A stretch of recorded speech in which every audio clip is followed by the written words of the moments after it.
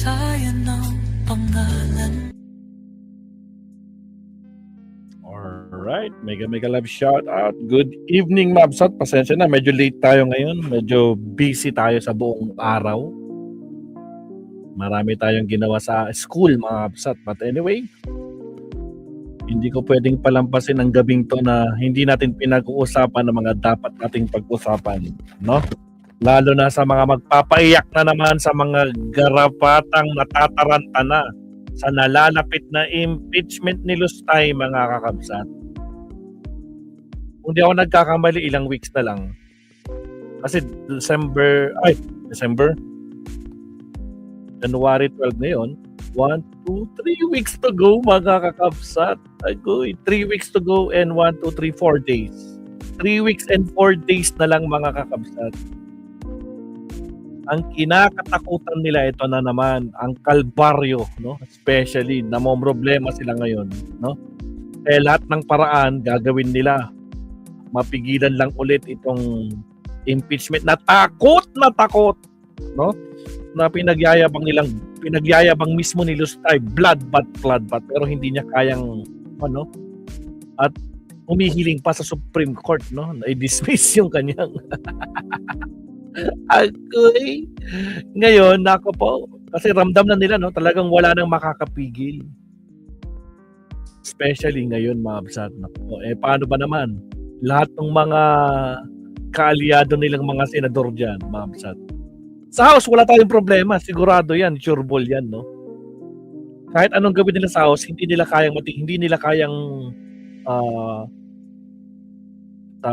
nila matitinag, no, yung super majority ng lakas si MD diyan. Yung lakas si MD yan, sigurado yan, no?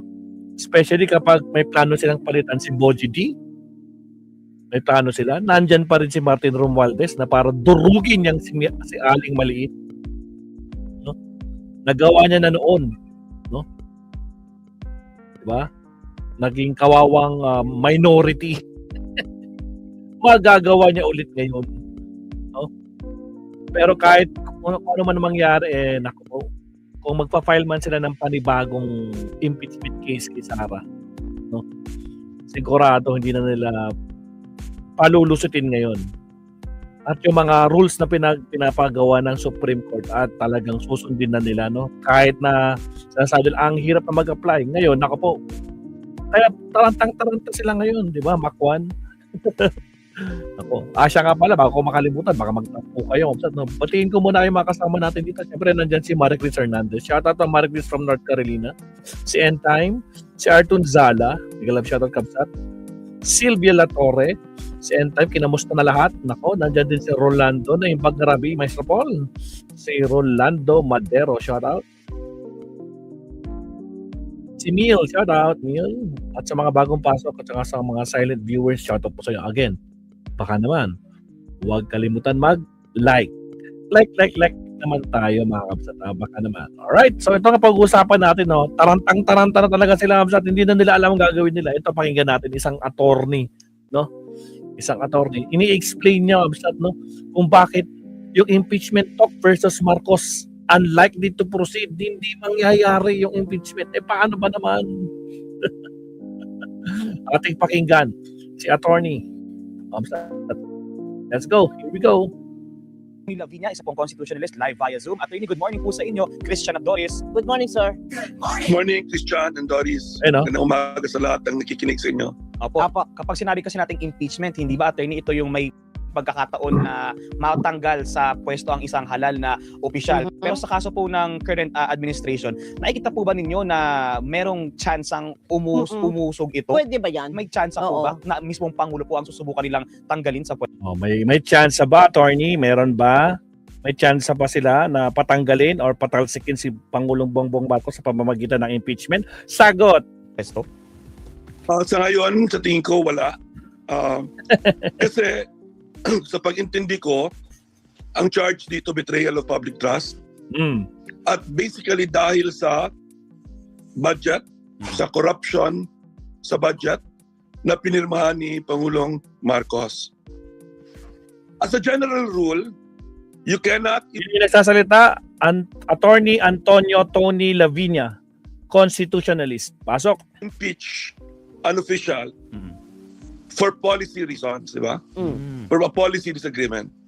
Kasi ayaw mo yung ginawa niya, therefore, impeach mo siya. Eh di ba, every time, syempre, by definition, yung opposition, ayaw nilang ginagawa ng presidente, di ba? So ano ba, every time na lang, ayaw natin ginagawa ng presidente, impeach natin? Ayun nga Diba? po. Hindi pwede yun. Ang impeachment, gagawin mo kung may ginawa ang presidente na personal. Diba? Yun. Halimbawa, corruption. Actually, a classic impeachment, yung kay Sara Duterte, kung mangyayari man. Diba?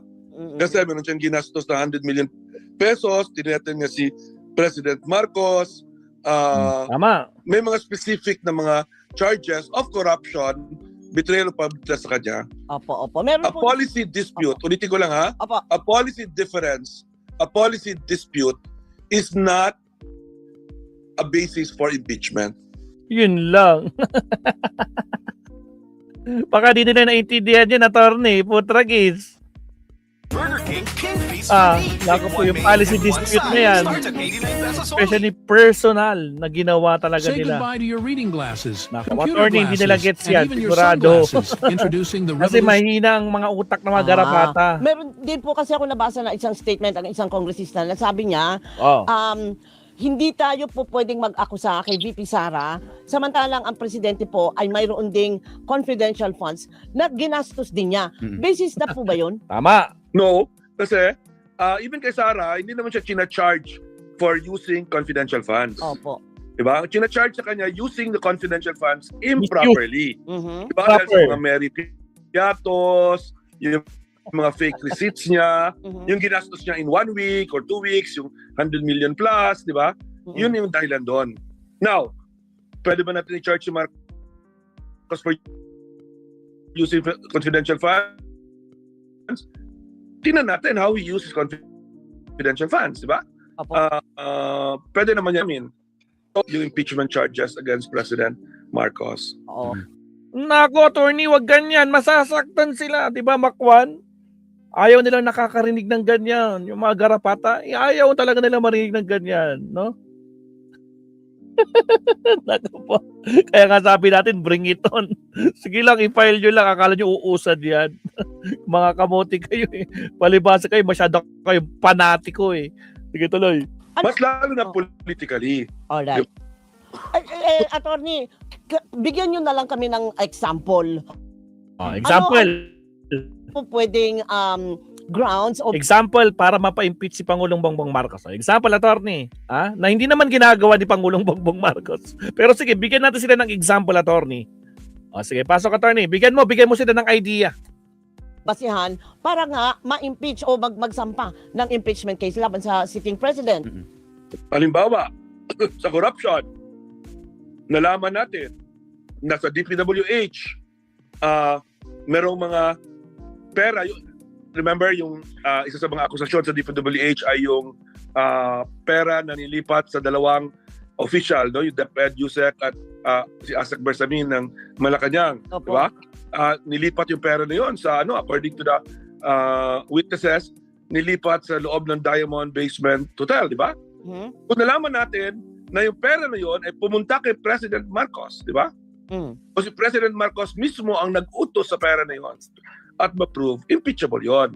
Kasi hindi yun policy, di ba? Hindi natin pinag-awayan doon kung tama ba yung ginawa niya o hindi na polisiya na patakaran sa gobyerno. Correct. Ang pinag-usapan natin doon, nagnakaw siya ng pera. Aha. Di ba? So halimbawa, actually, bigyan ng example si Duterte, no? Si Duterte, hindi mo siya pwedeng, noon, hindi mo siya pwedeng impeach kasi nag-conduct siya ng war against drugs, di ba? Kasi prerogative niya yan as a policy, di ba? Tama. Pero, kung sinabihan niya si Bato, gusto kong patayin mo ang mga addict na yan. Impeachable yun. Di ba? Kasi that's a high crime. That's murder. Di ba? That's ordering someone to murder another person. So, ganun din si Marcos. Halimbawa, sabi ni Marcos, gusto kong patayin mo yung isang taong yan. That is impeachable. Kung sabihin ni Marcos, gusto ko ng death penalty, no, that is not impeachable. Kasi policy yan. Okay. O kaya pag Paano, attorney, kapag sinabi ni Lustay na may kinausap na ako, pag may nangyari sa akin, patayin mo yan. Alag talaga. Nakita niyo na yung difference, mga ka-DDS?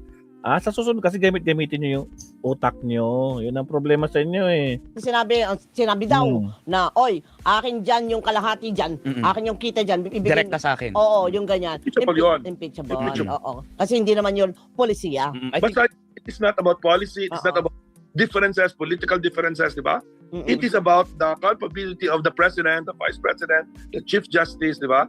For corruption, Shout out, for Rex betrayal, Adventure. Hindi talagang may ginawa Rex TV. sila na labag sa batas, labag sa pagtiwala ng tao sa kanila. Ayun. Di ba? Mhm. But not policy. Okay. meron po bang legal na implikasyon, attorney, kung halimbawa ituloy pa rin po ng mga magsusulong po na mag-file ng impeachment complaint laban sa presidente, pero ang lumalabas nga po ay hindi naman pala pasok po dito sa mga binabanggit ninyong grounds. Mapapasok pa rin po yun sa sinasabi yung mga 1-year ban? May ganun pa rin po bang applicable din, sir? But dito ko babalik sa political. There is no chance right now na papasa ang any kind of impeachment lalampas sa House of Representatives. Attorney, wag mo sinasabi there's no any chance, no? Sa pagkakataong ito. Walang chance. Nako, masasaktan sila. Rex TV, masasaktan yung mga ka-DDS natin dyan. Attorney, wag mo sinasabi yan. Hindi nila magugustuhan yung sasabihin mo. Sige ka, babatikusin ka nila. Isa pa nga, Montragis, ako pa. Ganun pa rin po bang applicable din, sir? But dito ko babalik sa political. There is no chance right now na papasa ang any kind of impeachment lalampas sa House of Representatives. Ba? There's no chance right now. Super majority. Tama, nagets nyo, super majority. Lakas CMD pa lang, Putragis, 115. Oh, yung 115, matitinag nyo ba yan? Yung 115 na yan, kahit walang kaalyado, no? Walang alyansa, no? Yang CMD pa lang yung lakas pa lang ni Romualdez na 115 congressman. Pasok na. Ilan lang ang kailangan? 105. Sobra pa. Oh, pero for sure yung mga ibang pa dyan, sigurado, di ba? Kaya kahit anong gawin nyo, wala kayong magagawa. Tanggapin nyo na. Wag na kasi kayo masyado kayong bulag. Allen Valencia, bulag kasi sila eh, di ba? Shout out Kabsat at saka si Delia Rosario, shout out Kabsat. Tanggapin nyo na, no? The end is near. Tama si Banat Bay. Katapusan nyo na. Tragis kayo. Sige tuloy, Bernie. Sa House of Representatives, no? Kahit sabihin mo lahat ng oposisyon, mga 20 yan sila, plus yung mga Duterte allies, mga 5 sila, sama mga kamag-anak, 25, di ba? That's very far away from what's doable, di ba? So, ang effect dyan, kaya if you are actually genuinely, at ako genuinely, meron akong problema kay President Marcos, hindi personal, no? But sa policy niya. But hindi impeachment ang gagamitin ko until may makita kong ginawa niyang masama na personal sa kanyang mag-attach. Ang effect ng impeachment na ibabasura ay 1 taon hindi mo siya pwedeng i-impeach. Di ba? So, halimbawa, between now and, let's say, file nga nila, March, ma-dismiss na siya. From the time they file, to the time next year, hindi na pwede. Di ba? So, kung may gagawin si Marcos sa June, na hindi karapat-dapat, di ba? Hindi mo na siya ma-impeach until next year. And then next year, pag magkamali ka na naman, another year. Yan ang ginawa ng GMA noon. Galing si GMA dyan. Di ba? Every year, may nagpa-file ng impeachment sa kanya. Yes. Na alay niya. Di ba? Or kahit hindi niya alay, di ba? Nakakatulong sa kanya kasi na-dismiss yung impeachment, barred na yung impeachment for another year. Ganun pala yun. Bisita kayo. Nakikilala Kaya niyo naman si Ron. pala. Apo niyo. At least meron tayong partner tsaka attorney, meron tayong parang mapagkukunan din ng reference. Baka siguro magandang rin yun, paalala doon sa mga magsusubok na mag-file. Tama. Kung talagang gusto Oo. nilang matibay at talagang gusto nilang may mangyari doon sa mga ifa-file nila, take it from the lesson noong mga nakarang experiences. Correct. Pero yun lang ang sinabi ni attorney, kung meron ka mga kaalyado, file ka kaliwat kanan para pasok doon sa pagkakaroon ng 1-year ban. Di ba? So Galit na hindi si Rex hindi TV, mga aabot absent. Oo. doon sa Masasayang. masasayang lang. Mm-mm. Pero attorney, kumusta naman po yung kay VP Sara sinasabi, tapos na ang 1-year ban pagdating ng Pebrero. Oo. So tuloy na Sigurado yun. may filing yon sa Opo. February 2. Sigurado. mag-file yung Makabayan, yung Akbayan, yung ilan pang mga kongresista. And more importantly, sa tingin ko I think magfa-file si Ombudsman Remulla. Pwede siya mag-file. Pwede siya actually, ang tawag doon, recommendation. Kasi ngayon, in-investigate na nila si VP Sara. Di ba? Lalabas na yung findings soon. And pag labas yung findings na yan, I think he will choose. I think pwede niyang i-prosecute si Sara, pero sa tingin ko, he will choose to defer. Wag muna i-prosecute, impeachment muna. Di ba? So magkasama yan sa February 2, lahat yan. Opo. Pag na-file lahat sa February 2, game na yon, di ba? Okay na lahat ng filing na yon. Yun na yung i-take up ng kailangan sila mag-hearing, yung nasabi ng Supreme Court. Dati kasi yung ERAP, nung dumami na yung exact number of votes na pwede na siyang impeach, diretso na sa Senado. Yun din ang ginawa ni Romualdez, Speaker Romualdez, sa time niya. Sabi ng Supreme Court, hindi na yan pwede. Kailangan may hearing. Kailangan may due process sa House of Representatives pa. So magkaka-hearing yan ng 1 or 2 months bago pumunta sa Senado for trial. Yan ang abangan natin for the next couple of weeks. Yes. Opo. Yes. Maraming salamat po sa maikling panayan pero punong-puno at naintindihan natin itong impeachment na ito. Maraming salamat. Till next time po, attorney, salamat po. Thank you po, Salamat. mabuhay. Thank you. Yun, salamat attorney. Nako po. Mga ka-DDS, paano yan? Problemado kayo ngayon. Ha? Kaya talagang kwan na kayo, tarantang-taranta na talaga sila, Rex TV, no? Talaga, oo, maniwala kayo. Di ba? May plano silang coup dyan sa kamera. Pero akala nila, magwawagi sila sa plano nila. Nako po, pinag-isipan pa lang nila, nako po, wala na, bagsak na. Di ba? Nako po. O siya, mga mabsat, sa tingin nyo?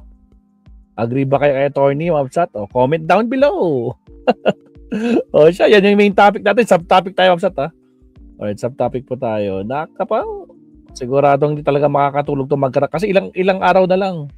3 weeks, 5 days. Nakapaw.